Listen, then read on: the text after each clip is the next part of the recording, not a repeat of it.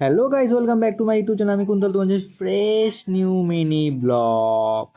আজকে ছিল রাখি, আর রাখির দিনে আমরা স্পেশাল হিসাবেই সব দিদির বাড়িতে রাখি পরতে। এখন আমরা চলে গেছি মা বাড়িতে রাখি পরতে। দিদি ফোন করেছে, ফটাফট করে আমি কাছ থেকে এসে চলে গেছি মা বাড়িতে রাখি পরতে। দিদি ওখানে আসবে, আমার সব দাদা ভাইরা সব বছর হচ্ছে, মামার মামিরা সব বছর হচ্ছে। এটা হচ্ছে আমার দাদার ছেলে, খুব ভালো অ্যাক্টার্স। এখন আস্তে আস্তে অ্যাক্টিংয়ের দিকে লাইনে ঢোকার চেষ্টা হচ্ছে।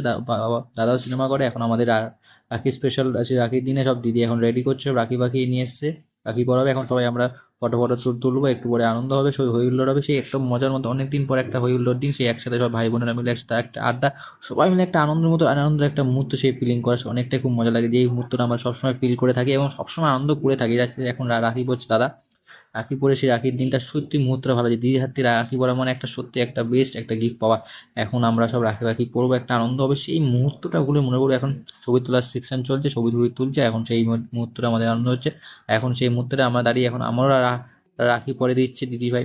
এখন দিদিভাই রাখির হাত থেকে রাখি পরে, সে একটা আনন্দ ফিলিং চলছে না, তোমাকে বলে বোঝাতে পারবো না গাইস। অসম্ভব গাইস। প্লিজ তোমরা এই রাখি বন্ধন ভিডিওটা অবশ্যই দেখো, স্কিপ করো না। অবশ্যই তোমার দেখা হলে অবশ্যই লাইক কমেন্ট সাবস্ক্রাইব করে দেওয়া। দেখা হচ্ছে পরের ব্লগে, বাই।